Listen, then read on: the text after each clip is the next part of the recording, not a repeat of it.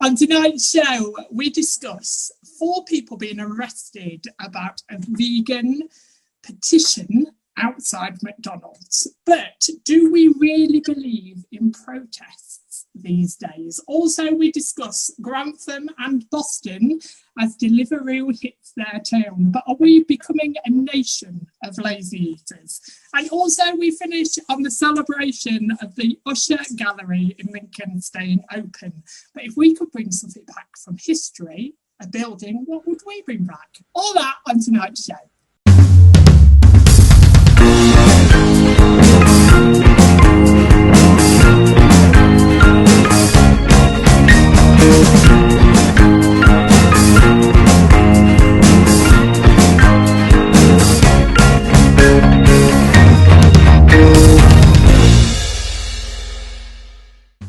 Hello, joining me on the panel, Nicholas James, Georgian Croshaw, Sue Humphrey, and Jason Buckford. As we talk about 4 people arrested stood outside McDonald's as vegans fight back, but are protests in an old-fashioned thing and a thing in the past. Also, we talk about Deliveroo hitting Boston and Grantham, but are we just becoming really lazy actors? And we finish on the Usher Gallery celebrating it staying open. But do you think the year of 2021 has made us appreciate life that little bit more? All that on tonight's show. And celebrating yesterday, guys, you can finally throw the bell for our Freedom Day! Oh. Hello, welcome to the show. Hi, everybody. Joining us. We've got a fun-packed show for you tonight. This is the last 4 panel of the series, because next week we celebrate the Loose Party as we celebrate our final show for August. We're taking a break in August, but returning back in September. So I'll give you some more information about that next week. But let's start. Good evening, panel. Sorry, good evening, everybody. Hello, Nick. It's all right. Let's just start on last week's polls, as we always do. So last week's polls were: are we brave and ready to mingle and merge on the 19th of July? 54% of you said yes, 46% of you said no. In the second poll, is it a case of 1 step forward and 3 back? Are we getting less tolerant of differences? 22% of you said yes. This poll shocked me, and 78% of you said no. And then the final poll is, no, that's it. That's it, I think. In the first time, if first-time offenders were given an initial harsh punishment, would this delta them from offending in years to follow? 78% of you said yes, 22% of you said no, or literally the opposite from the last poll. That was kind of funny. As we talk about this evening, let's get on to our first subject.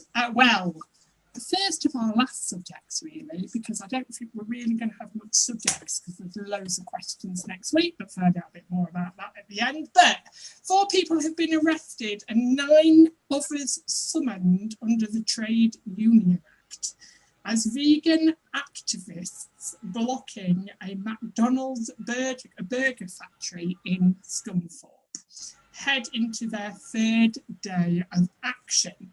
But panel, do you feel we really need to shout about what we stand for to make other people listen?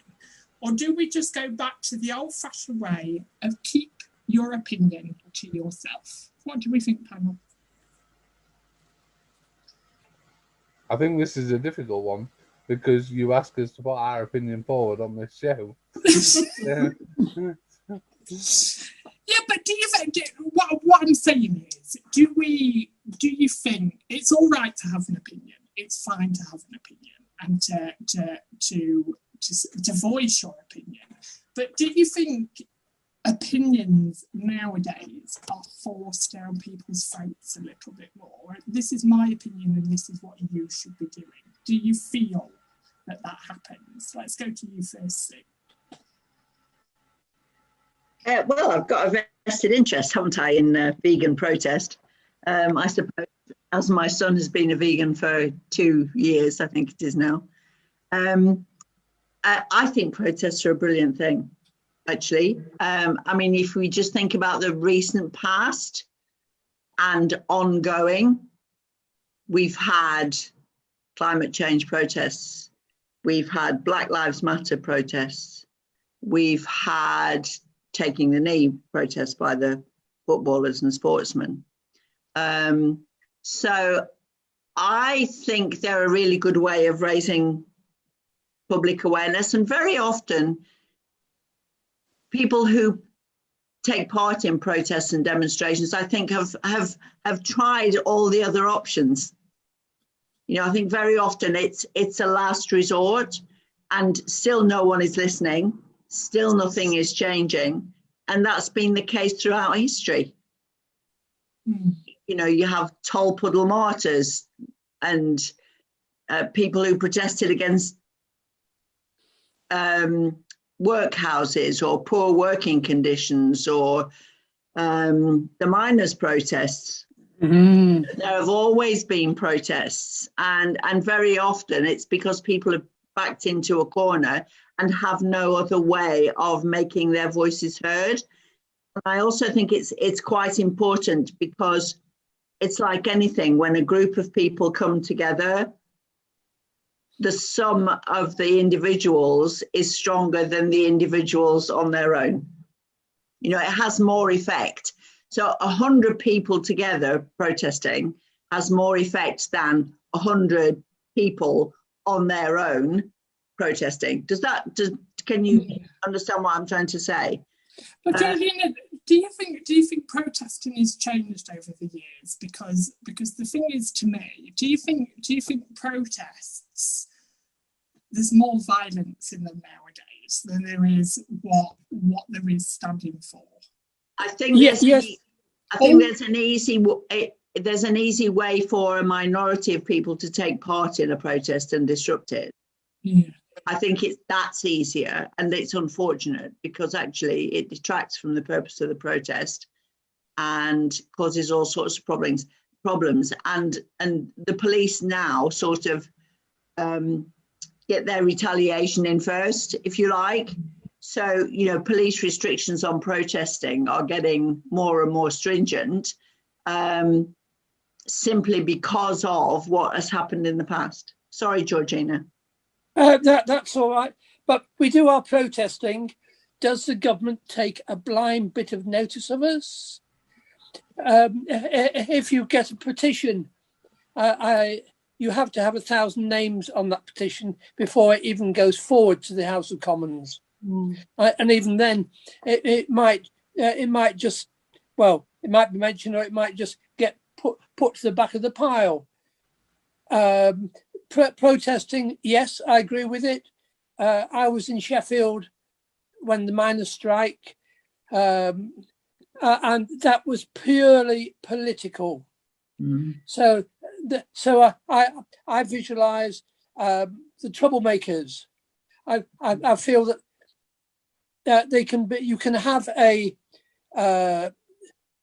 you can have a protest without any physical rioting, but I believe that in a lot of cases they have brought rioters in to show show the ordinary people can't protest quietly.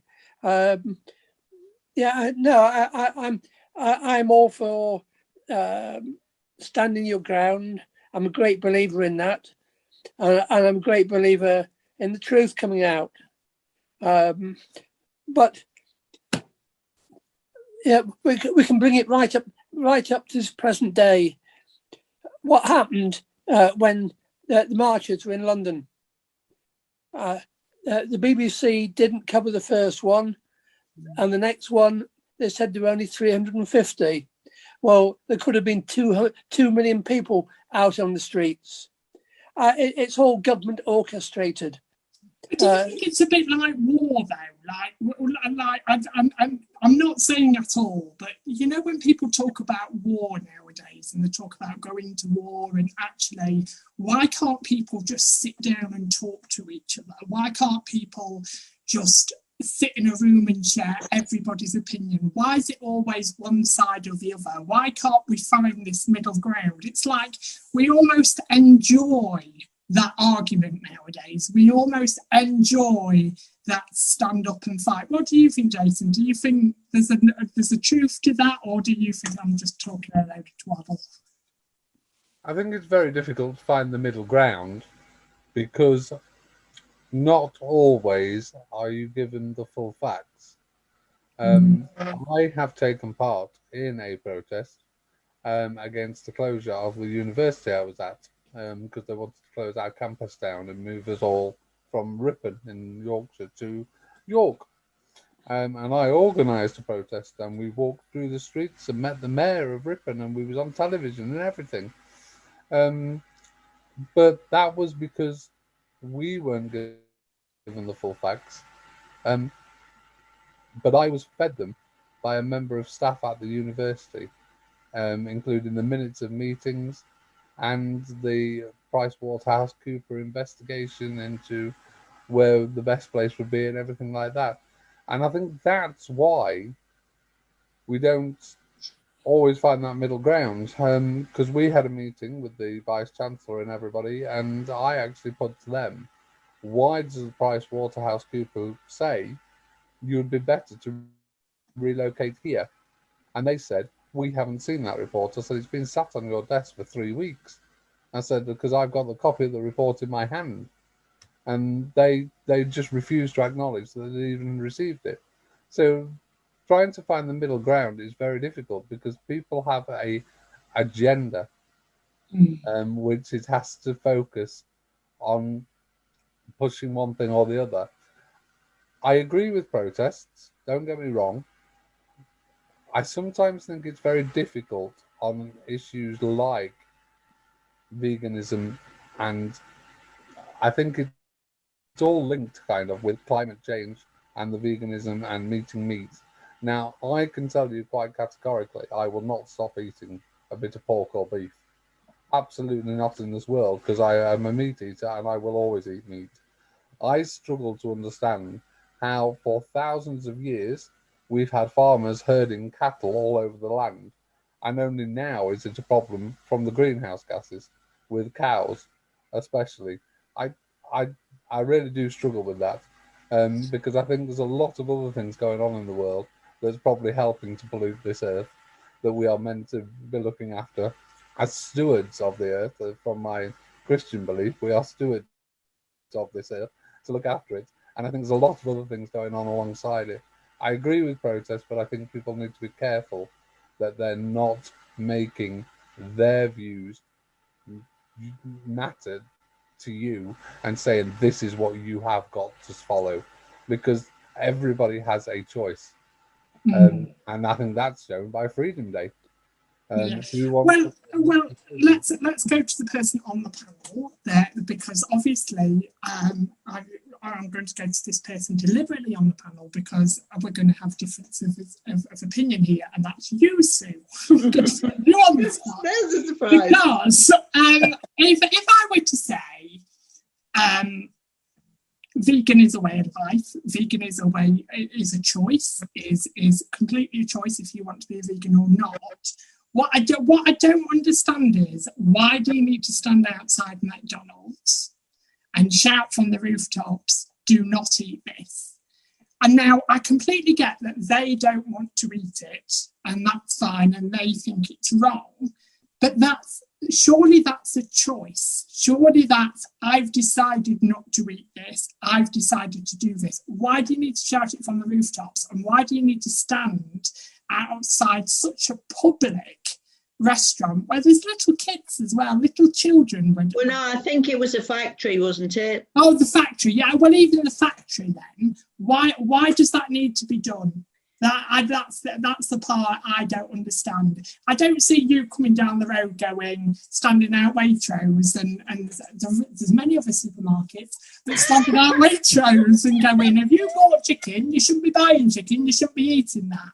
No, I see your point, but I also think that I'm not sure that standing outside the McDonald's factory is actually probably the best place to stand, because actually you're trying to convert people whose livelihood depends on meat eating, aren't you?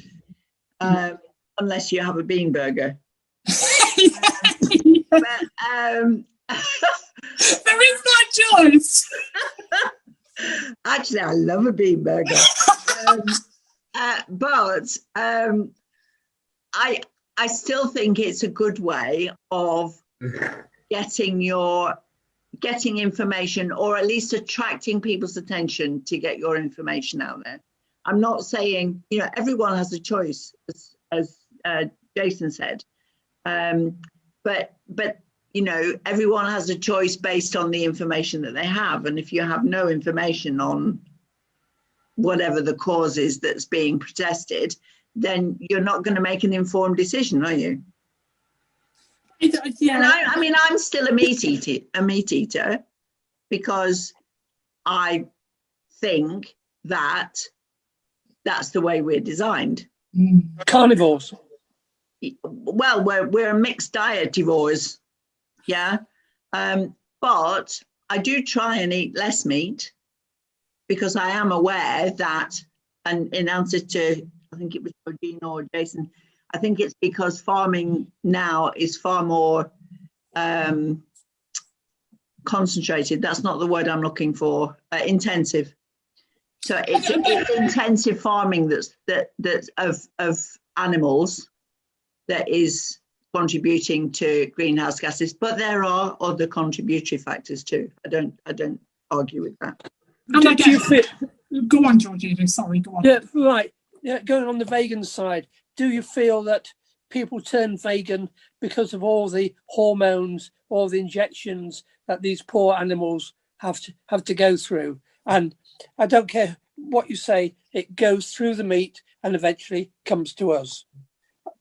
Yeah, I think that's a good point. But if you're having a vegetarian diet, unless you're eating organic, your vegetables will have been sprayed with insecticides or some sort of spray or fertilizer or whatever. I think it's just people choose to take small steps. My son, for example, has a vegan diet, but he still wears leather shoes. Yeah. The thing is, I'm going to base it a little bit on what Jason said about being a Christian, because there's I think all four of us actually are Christians on the panel this evening. I don't think there's a non-Christian on here. I think there's all four of us are Christians on the panel tonight. Shock horror. How I see, we're told in church every week, and I say it week in, week out, go in peace to love and serve the Lord in the name of Christ, amen. And we're taught in church to spread the news, to talk about it, to share God's love. Now I see this in a very different way. So how I'm trying to explain it is that I will only talk about faith and God if somebody brings it up. If somebody has a conversation with me and says, why do you go to church? Why do you believe? Why do you do this? Why do you do that? That's then like a shove from God to me saying, right, talk. It's your time to talk now, express how you feel. But I would never force that upon anybody. So if I knew, my family are non-religious, so I never talk about my faith or my religion around my family because they're just not interested. They're clearly just not interested. And I think that is a way of life that we should be thinking about. Like there's opportunities for everybody to stand up to what they believe in and what they think, but I think it's taking that right opportunity when somebody asks you, when somebody questions when somebody says, why have you chose this way of life? What I don't like at all is forced upon by anything. If you force anything upon me, I'm going to go the opposite way deliberately, because you're forcing it upon me. You're telling me that I should be doing this. It's like veganuary. Oh, I don't know that, Jason. Tell me a bit more about that. January is called veganuary, where they want people to actually follow a vegan diet for a month. Right. But it's like, that's like Movember or No Mo May, or, nobody's forcing it down anybody's throat. They're just saying, this might be a good idea. Yeah, but Movember is like a charity thing, isn't it? It's something for charity. You're doing something together. Yeah. But No Mo May isn't. Yeah, but veganism is a way of life. Yeah, but nobody's forcing you to have veganuary. Nobody's saying it's going to go out of the shops and you're not going to be able to buy a pork chop. I wouldn't stand in a vegan aisle going to vegans coming down the aisle, don't buy this. No. It's a load of rubbish. No. They sort of did that outside a McDonald's factory. Well, that's their choice.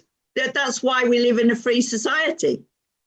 Oh, don't go down the freedom of speech, Mark. Well, I mean, you're not, when you talking about your faith, that's not, it's not protesting against something that is impacting on your life. It's not the same thing. There's a difference between evangelism and protesting. But, say like, for example, then Sue, say like you choose to be, as you say, you still eat meat, but you try not to eat meat on certain days and stuff like that. What if somebody deliberately knocked on your door every day? This is extreme now, but somebody deliberately knocked on your door every day and said, Sue, you've got to be vegan every day. You can't eat meat today. You've got to be vegan today, and you can't eat meat. Would you go, yes, of course, okay, I won't eat meat today? Or would you fight against that? Would you go? No, I wouldn't, because I have a mind and I have a choice. Oh, you have a mind, but they're trying to impose their will on you. No, I don't. I think they are not. They are bringing to the fore the issues that they feel are impacting on society in a whole. And if having a vegan diet actually does help reduce carbon emissions, then why not bring that out? And I mean, it's years. How long is it since, vegetarianism was? But isn't there a time and a place? Say again, Jason. There's a time and a place for that, though. Well, there is, but You have to be outside a McDonald's factory where people are actually earning a livelihood from actually producing that meat and producing and sending it to restaurants. Yeah. But, do you protest outside a nuclear power station? Do you protest outside? I see. What I think I'm trying to say is that we are already, as a nation, educated about veganism, where everybody knows about veganism. Everybody knows what a vegan is and what they stand for. My argument is we already know about it. So why do you need to go that one step further and scream from the rooftops, you must be doing this? Well, I wasn't there and I don't know. I think you're being a bit over dramatic in saying they were screaming from the rooftops. I don't know what they were arrested for. 4 people were arrested for protesting. But I don't know what they were arrested for. Under the Trades Union Act? Yeah. Why were they arrested under the Trades Union? Well, it doesn't give any more information than that. But I think it's as you said at the beginning, it's people's livelihoods as well. It's how people are getting money. And at the moment, in the society that we are in, people are already losing jobs without other jobs being lost. If they were arrested because they were stopping people getting to their place of employment, then I would disagree with that. Yeah. If they were peacefully protesting, saying, these meat products aren't good for the planet, then they have a perfect right to do that. Yeah, I'm not sure if they were arrested. It was a peaceful protest. Well, I don't have the facts, so I can't say. If they were arrested for stopping people getting to their place of work. And 9 further were summoned, weren't they? So there was obviously something else. Yeah, well, there were at least 13 of them. Wow. Well, as you can see, there's 4 different opinions on the panel of this subject. So please have your say. If you are a vegan, tell us a bit more about you. And also, if you think that really they've gone a bit OTT and you join 3 of us against 1 on the panel, have your say and make sure you... Yeah, I'm just going to say, no, I'm not saying everybody has to be vegan. You've moved the goalpost. I meant you're very much for standing and saying about veganism, aren't you? Well, any protest. I think I'm a bit against it. I think that's what I'm saying. I'm a bit against the protesting, but... That's freedom of speech, though. Yeah. Oh, don't say that, Georgina, because it drives me insane. Don't say freedom of speech, because every time I hear when everybody's got freedom of speech, I think it's almost like people saying to me, I'm going to shout my opinions right if you like it or not. And I'm going to put it under the shadow of freedom of speech. Because a lot of people do that nowadays, and it drives me crackers, because they will win an argument or finish arguing by saying, well, there's freedom of speech. And like, let's go back. Okay, let's briefly talk about freedom of speech. Let's go back to the Piers Morgan incident, as it seems to keep coming back up on this show. But the Piers Morgan incident about the freedom of speech and him storming off the sets over Meghan. There is freedom of speech, but pure example there, absolute pure example there. Piers Morgan was saying, well, there's freedom of speech. Was Piers Morgan listening to any other opinion but his own on that show? Was he taking other people's opinions on that show, or was he just over-talking everybody and saying freedom of speech? He over-talks, and he does it on Twitter as well. Exactly. And I think we've got to be very careful when people say, well, we've got freedom of speech. Yes, we have got freedom. He didn't overtalk everybody, because the... sorry. He didn't overtalk everybody, because the rather loud lady who was talking in an interview when they were all on the screen. Suzanne. There was a coloured lady who was talking about it. Yeah, Suzanne. She was very... opinionated about it, and she was over talking him. But let's go back onto the subject. Do you think protests really make a difference today? No, nobody takes a blind bit of notice. Really? Do you really feel that? Yeah, I do. Do you feel like there could be a different way we could do it then? Yeah, there ought to be a middleman that you can approach, that then can approach a company, the government, to get our side of the story heard. I don't like the idea of no matter what you say, whatever you do, the government just carry on doing what they want to do. No, I'm sorry. Yeah, I go with Georgina there. I wrote to Oliver Dowden after the May restrictions were lifted about gatherings of choirs, because obviously I play for a choir and I run a choir, and I was told that I was not allowed to meet with more than 6 other members of my amateur choir, and it's a choir of 30. So I wrote personally to Oliver Dowden asking for him to explain. His reply to me was, "You're not one of my constituents, and if you wish to raise this subject, you have to write to my office directly." Right, okay, I get that. But so do you think sometimes government hands are tied in what they have to respond or what they have to say? Yeah, I think very often politicians have to toe the party line. And a collective decision making is the one of the buzz phrases, isn't it, these days? But there is an alternative way. It's called getting involved.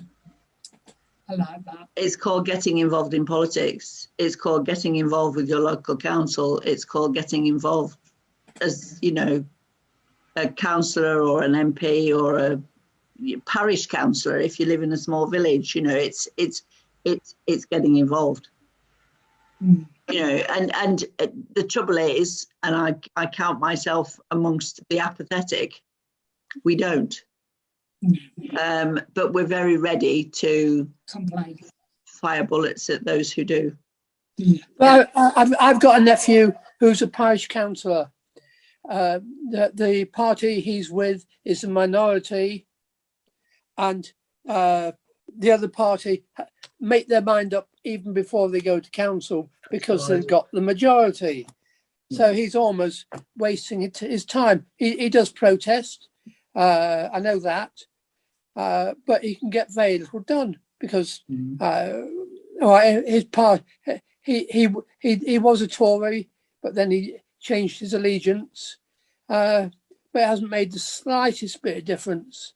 That they've got sitting incumbents that have been there donkey's years, who think they've got the right to dismiss everything or put across whatever they find, whatever they want. They're not consulting the local people, and I think that applies to the government as well. I just wonder if I'm trying to think of a really good analogy. I'm trying to think of, you know, where you pile things up and pile things up and pile things up and pile things up. Yes. And then you know, and it's stable and it's stable and it's stable and it's stable. And Then then eventually you just put one more person who's of the same opinion on the top of that pile, and actually, or against the, you know, the standing opinion, and it falls over. You know, and I sort of feel like that. I feel as though it's a bit like the Black Lives Matter movement. I've always thought of myself as not bigoted, not racist, but I'm definitely more aware today than I ever was before of the sorts of difficulties that people of colour face in this country. And I just get the feeling that there is it's that sort of toppling effect. Somehow, just people seem to be opening their eyes to the issues. yes, It's really odd. And I don't know why that is, and I haven't seen any evidence for it yet. But I just feel it's like that, or the water behind a dam. The water behind a dam is probably the best thing. You know, it can be a little puddle, and then it can be a trickle, and then it can be a stream, and then it can be a river, and then it can be an absolute flood. And the dam falls over. That's the better analogy. I think as well, I'm pleased you've brought that up, Sue, because that is, I've changed my final question, sorry panel, but I think that's a really good point, because when we talk about protests, we always talk about positive protests. So we're talking about veganism, it's still positive, Christian positive, what you talk, Movember positive, everything positive. But I have recently watched on TV, and I can't remember the name of the programme, so I do apologise, but it was something to do with Black Lives Matter. There also is protests happening in the UK right now that I find are very dangerous in the same respect. You've got people stood in the streets protesting people of colour should go home. And so do you think there's also a danger? There's also almost like a danger zone in a protest. Let's go to you first, Jason. Yeah, there's always going to be people who will hijack a positive protest to put a negative spin on it. I think it's very difficult because people, I don't know. Yes, Black Lives Matter was a protest which was us standing with the George Floyd family when all that happened and open our eyes. But there is always the danger that somebody will hijack that and turn it round. I mean, if you look at it at the moment, I mean, look at the situation the FA are in and UEFA with the 3 footballers from England who missed penalties. Look what happened there. And they said that the whole Black Lives Matter was to make us more aware of racism within the country. And there's still elements of the society that just cannot get it into their heads that this is, and that's your question of, are we more tolerant to the poll this week? Are we more tolerant to different beliefs? Well, I think some of us have a long way to go. Yeah, 100%. In that. Have your say on our topic. That was a very in detail topic. Well done, panel. You did very well there. But have your say. Remember, you're the 5th panel member. Do you believe in protests? Do you think protests are getting dangerous nowadays? And do you think they still make a real difference in the year of 2021? Have your say on our polls. Make sure you speak your mind as well as ours. As we move on to, we're going flying over to your town, Georgina, as we talk about Grantham and Boston this evening, as Deliveroo will be available to deliver in Boston and Grantham as of last week. The food delivery company continues to expand across Lincolnshire. But this got me thinking, do you think we're becoming more lazy on food and becoming a fat nation?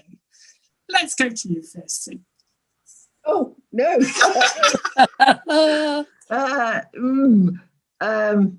Well, I just think of all the jobs that are being created is the first thing I would say. Although, I don't know how well paid or if they're 0 hours contract, but don't get me started on that.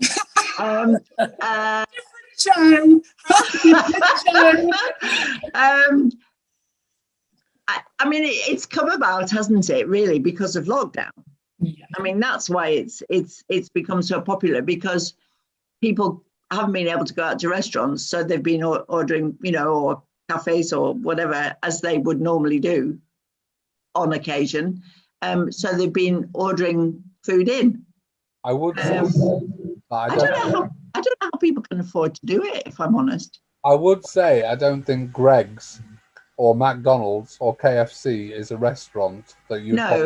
No, that's true. But there are other restaurants available. Yeah. But so you jumped on that one. You jumped on that one. I think that's where it's come from. But I can't understand why you would order your groceries through. You can do shopping at the co-op, can't you, from Deliveroo or one of those. I don't know how people can afford to do it, to be honest. No, it's expensive. Food is more expensive if you order on Deliveroo or anything like that, Deliveroo or Just Eat or things like that, because obviously the people who actually install it in their restaurants, 35% of your order is taken by Just Eat or Deliveroo in the first place, and then you've got to pay everybody else. So food becomes much more expensive, and they add prices to it. If you look at a menu on something like Deliveroo or something like that, and there are other companies available, obviously Ocado and things like that. Everything is more. Going, you've got this covered. Yeah, but Georgina, do you think we're becoming lazy in the fact of, I'm not talking about groceries, but like ordering food instead of being in the kitchen and cooking? Do you think we're becoming a more lazy nation? Yes. You do? How about starting off at the schools? From what I can make out, I might be wrong, but as far as I can make out, they no longer do domestic science, teaching the girls or the boys how to cook. So they haven't a clue. You can go into Asda now and you can get your mashed potatoes, you can get this, that, and the other, and it's all done for you. I'm not surprised people aren't cooking, but going on to delivering. Deliveroo, it's just an advertising gimmick, because pizzas have been delivered in Grantham for years. So it's nothing new. The Chinese also do deliveries. So it's just a commercialism trying to break in. That's all. Well, I sort of agree and I sort of disagree, because the thing is, I did basic cooking at school. I did do basic cooking at school, and I left home quite young. Only a year ago, I left home at 18. Wow, I left home at 18. But it was my choice. I was a stubborn independent at 18. So I remember handing my key in to my mum, going, I'm not going to see you for at least a month. I was really kind of harsh when I left home. But I chose to teach myself, and believe me, the first time I walked into church after ironing a shirt, well, you never want to see that sight again, I can tell you that for certain. But you learn from it, don't you? I remember once bringing my mum round for dinner. I'll never forget it as long as I live. And it was the first time she'd come to the flat, and I said, I'll do your dinner. And I made, don't laugh because it's not funny, I made a curry from scratch. So I'd spent all afternoon doing this curry, put it into a pot. Mum walked in, she was like, smells gorgeous. What have you made? I've made this curry, Mum, while she sat at the table in the kitchen and all of this. And I went to grab the pot from the oven, and what does the pot do? Smash on the kitchen floor. Oh, the curry goes everywhere. But, and here was me trying to sweep it up. I was like, there might be a few crunchy bits, Mum. The thing is, I think I can't say that we can categorise everybody into everybody's lazy and everybody will go for the homemade mashed potato in the supermarket and stuff like that, because there are some youngsters. Do you think it's partly the way we were brought up, Jason? Yes. I am a good cook, and I will cook from scratch. I have one of my choir members over, and she stays on a Wednesday night because she works close by, and rather than go back to her house, she stays. I cook for her every Wednesday, and I cook something from scratch every Wednesday for her. If I am cooking for myself, I will cook myself a roast on a Saturday, and I will do it from scratch. I won't buy pre-bagged veg. I won't buy pre-bagged potatoes. I will peel, I will mash, I will roast, and probably not Sue's best friend there because I do them in lard. So I know that's not good. Your choice, Jason. Your choice. I think it is. I mean, I was always interested in cooking as I grew up. My brother was completely the opposite, and now we all go to his for Christmas dinner, and that is one of the funniest things ever. To see him and his wife. My mum does all the vegetables and the potatoes and takes them round ready for him so he can just put them on the stove. And his mother-in-law puts the turkey in the oven and wraps it. So, and then I just can't believe, because they'll say, we'll buy roast potatoes, we'll buy Yorkshire pudding. Now, Christmas dinner, no. Christmas dinner is done absolutely from scratch for me. I do my own pigs in blankets. I do my own stuffing. I do everything from scratch for Christmas dinner. Wow. Well, I've got to say, I do like to. I'm a bit like that. If I do cook, if I cook, I cook. But I think homemade gravy tastes so much nicer than the granules. Oh yeah. I'm not a huge fan of granules. I've got granules in my cupboard if I'm being lazy, so I do have lazy moments. But I do prefer homemade. But talking about the past and what we can do from the past, this is really a conversation. It's sort of a one-word answer sort of thing. If you could bring a shop or a building from your childhood to now, what would that be? Let's go with you first, Georgina. What would you bring from the past back in to today? A shop? Yeah. Oh, my favourite shop in Sheffield that's recently closed down, John Lewis. Or is it closed down in Grantham now? No, in Sheffield it has. Oh, in Sheffield? Yes. Oh, that's sad. That's sad to hear. But we're hearing a lot of that, aren't we? Because of the economy at the moment. Shops and businesses are closing like Billy-O. Yeah, yes, but why have an established shop that's been there over 100 years and regular customers, why close it down? That was the centre of Sheffield. And people would go from miles around. And now the nearest one is Leeds. Was that what used to be Cole Brothers, Georgina? Yes, it was. Yeah. I know Cole Brothers. My sister used to work there. My brother-in-law used to work there. And it was a great shop. It really was. So is there a shop you would bring back from the past? Oh, yeah. I had to think quite hard when you said that, but definitely Richard Chops. Richard Chops. You're just a young slip of a lad, that's why. What was that shop? Richard Chops was a ladies' clothing store. Yeah. And I could always find something to wear in Richard Chops. They weren't big like John Lewis, but it was a chain. And they were national. It was a national chain. But I could always find things to wear in Richard Chops. So Richard Chops, right. Yeah. Well, what about you, Jason? Would you bring a shop from the past? Which shop would you bring? Well, I'm not that old, am I, to go back to the shop? Oh!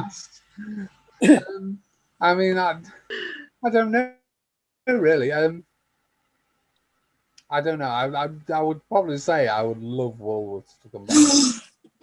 That's mine! I would bring Woolworths back. I miss Woolworths like a domino. It was the go-to shop, wasn't it, Woolworths? Everything. We're the same age. Same age, Nick. Now, I'll tell you a little story, shall I? When I was a little girl, so that was... Not long ago. 96 years ago. Yeah, a century and a half ago. Woolworths used to sell a lot of foodstuffs. And you used to be able to go to Woolworths in Preston, which is where I grew up, and go to their biscuit counter, which had, open biscuit tins full of biscuits. So you could choose, a bit like pick and mix, but biscuits. And you could buy a bag full of broken biscuits. Oh. And they were cheap. It just, so you could, the mind boggles, doesn't it? Who would do that today? Who would even think of buying broken biscuits today? Oh, I love the biggest pick and mix. It was absolutely massive when I was a kid. It was huge. It was the biggest pick and mix that I'd ever seen. Well, as you come through Lincolnshire, the farm shop on the A47, A17, they sell boxes of broken biscuits still. Because when I went on a coach company for a trip somewhere, they bought one and then gave everybody biscuits with their tea, coffee or hot chocolate that they provided. But altogether, panel, what am I going to say about farm shops? Other shops are available. Shops are available. I'm a bit slow there. I didn't name them. I just said, on the A47, A17. It's my one-liner now, isn't it? I have to remember it every single time we talk about something. There are other outlets available. I have to say it every single time. Last question, do you think the UK is heading in the direction of America and hitting a health crisis? Aren't we already there? Georgina, do you think we're hitting a health crisis? In some respects, yes, because the poor are getting poorer and the quality of food that they're buying isn't as good as it should be, and they're getting fat. You say it how it is.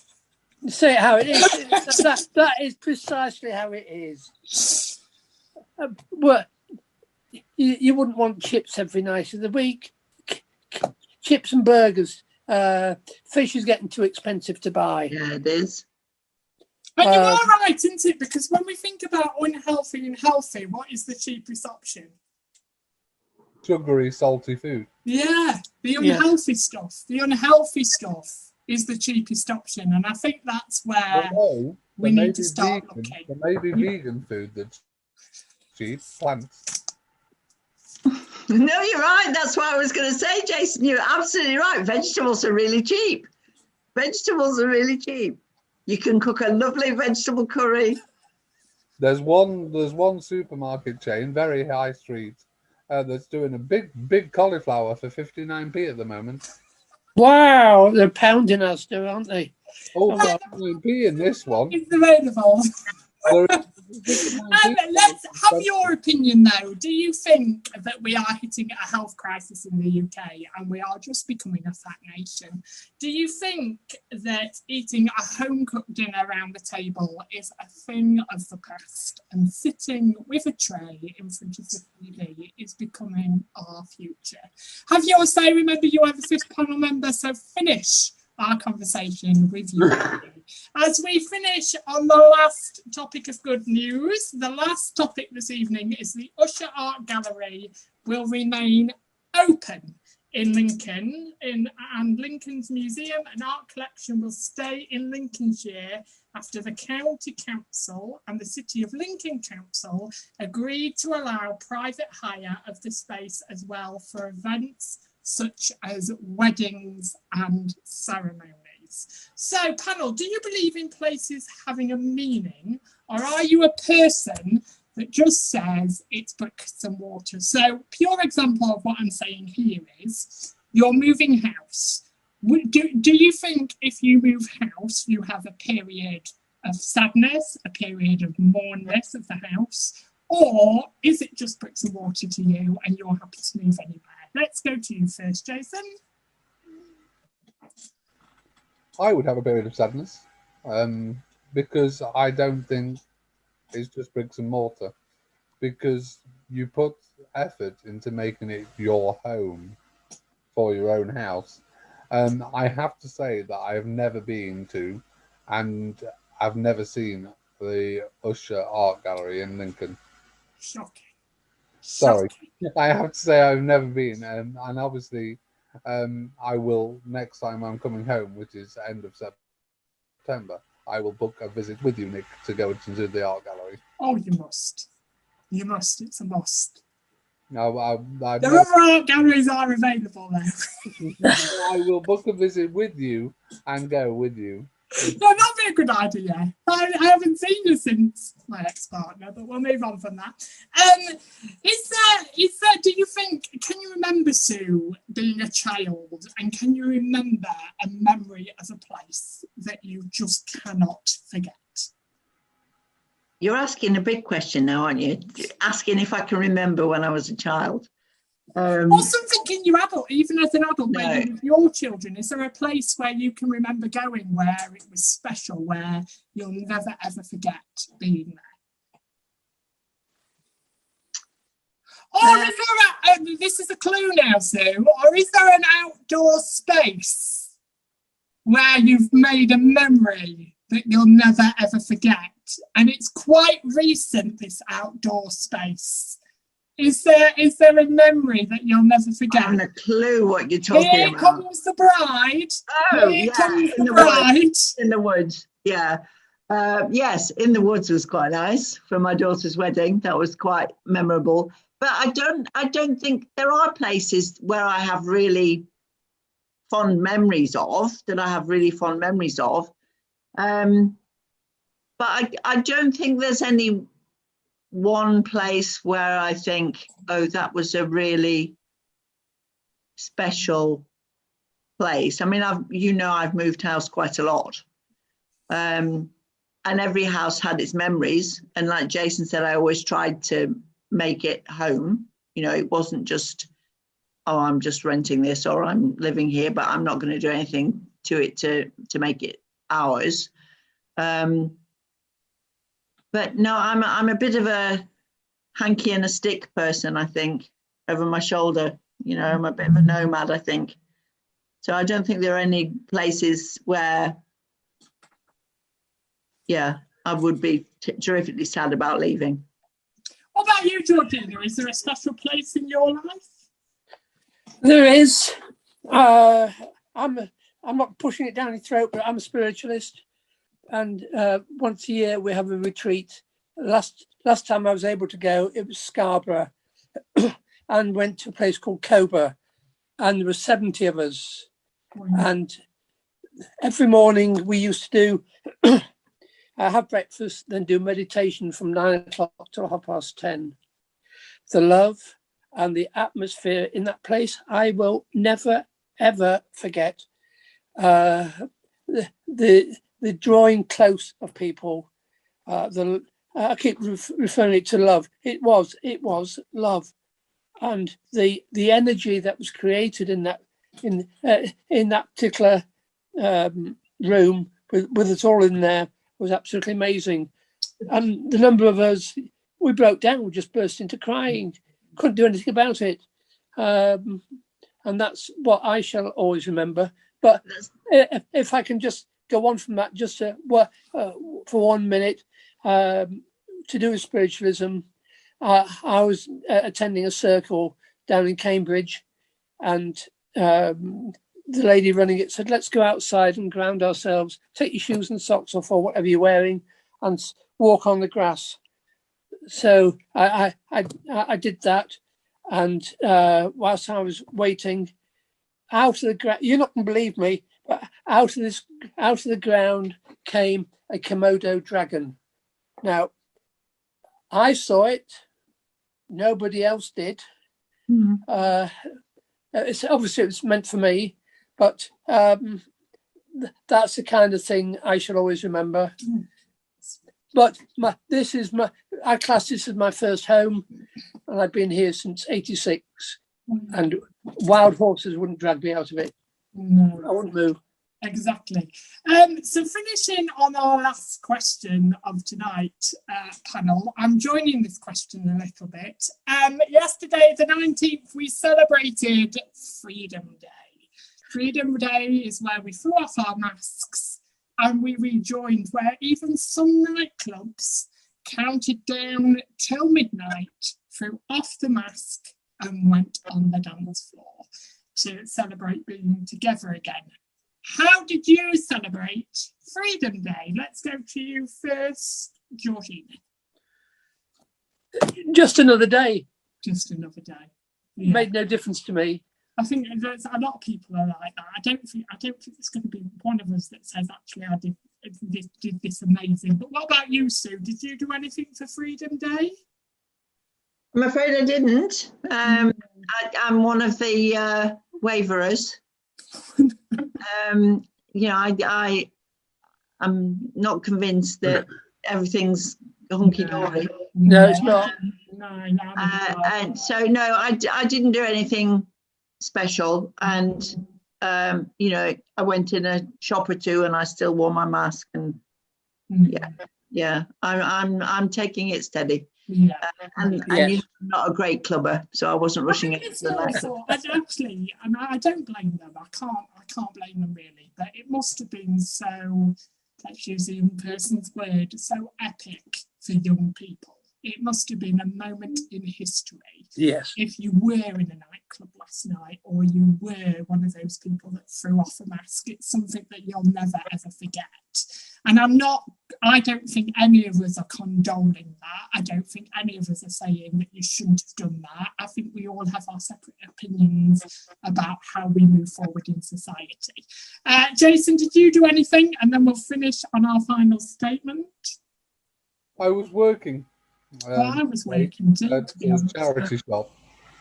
We still have the plastic screen up in front of us when we're serving at the till, and all staff still wear masks.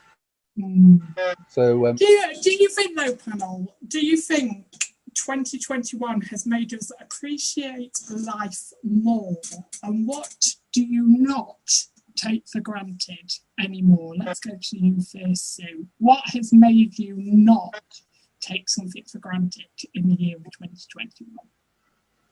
I don't think I took shop assistants for granted before, but I certainly appreciate them even more now. Yeah.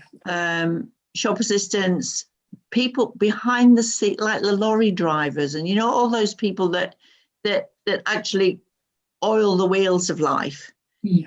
Yes. Aren't in the public eye, probably.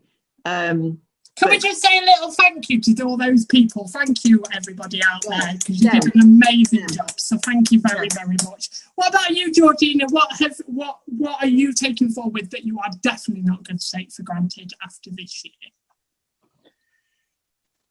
year?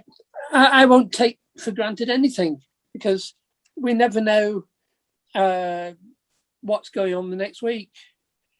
I mean, this month, Freedom Day, everybody's gone out clubbing. All you need is somebody or a couple of people in there with COVID, and so many people can be affected. All right, enjoy yourself, but no, I wouldn't do it. But okay, what I appreciate all the NHS. I really do, because they've been good to me over the last few months. The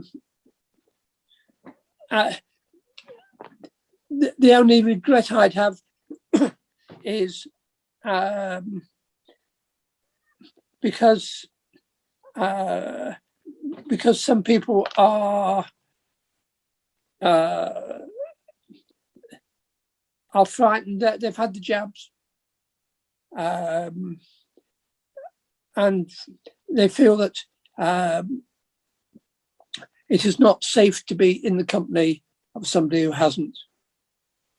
But Personal opinion there, Georgina. Personal opinion. But Jason, what about you? What would you not take for granted in the year of 2021?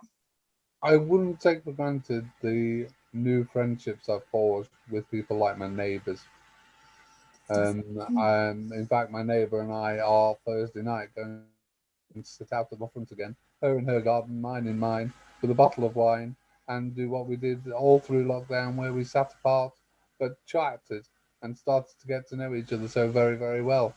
And everybody, I won't take for granted everybody that I have in my social circle of friends who I have missed something chronic. I'm going to see my soprano, who sings in my choir, on Sunday for a christening. I'm playing for her christening for a child that she had during lockdown. And that'll be the first time we've seen each other in 2 years. And we both said we will find that quite emotional.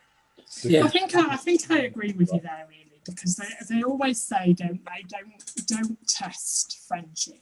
Don't ever test friendship. I think this year has been really the test of friendship, hasn't it? The real people that have real looked out for you, have called upon you to make sure you're okay, to just hear that I love you at the end of the phone. I think I've appreciated, like I've said in past shows, really, not had the best upbringing, and my chosen family are the better than my blood family, unfortunately. But I think I appreciate them a lot more, because obviously those people have made an effort in this last year, even though that we can't see each other and quite easily not talk to each other, but we have made that effort to talk to each other and make sure everybody's okay. So I think love is such a powerful word. I've spoken to you, Nick, over lockdown. We've spoken quite a lot over lockdown, me and you. Yeah, definitely. That brings us to the end of the show, which leads me on to next week, where for one night only, ladies and gentlemen, I allow the panelists to bring a glass of wine. For one night only, so it could be quite interesting. So don't miss our debate next week, as it's the last one of the series. Believe it or not, we've made it to the end of series 2, and we are coming up to celebrating our 50th show. How amazing is that we've nearly made 50 shows? You think carefully? And thank you to, we'll get a lot more of this next week, but thank you to every single one of you that sits and takes the time to watch this show. We appreciate it. If you're allowing us wine next week, Nick. Yes, we're allowed wine. Could you think seriously about topics then? Yes. I will. But it's called the Loose Party next next week. So come and join us as we celebrate closing down Series 2. And we're having a break in August and then returning back in September. But don't miss our live Saturday the 28th of August on Riverside Pride in Lincoln, where we'll be on the stage talking about the importance of pride. So please do not miss that show. Come and see us live for the very first time. Can you thank my panel for this evening? The quite naughty but very outspoken Georgina Croshaw. The one that will always stand on the corner and shout, and that's Sue Humphrey. And the person that tries to keep that happy medium is Jason Lambert. So join us next week where hopefully there'll be a group of us. I can't say how many panellists there will be, but there will be as many as we can possibly fit on the screen. So do not miss next week. It's going to be an incredible show. Thank you for joining us this evening. Have an amazing week. Enjoy this weather, and we'll see you same time, same place next week. Good night. Good night.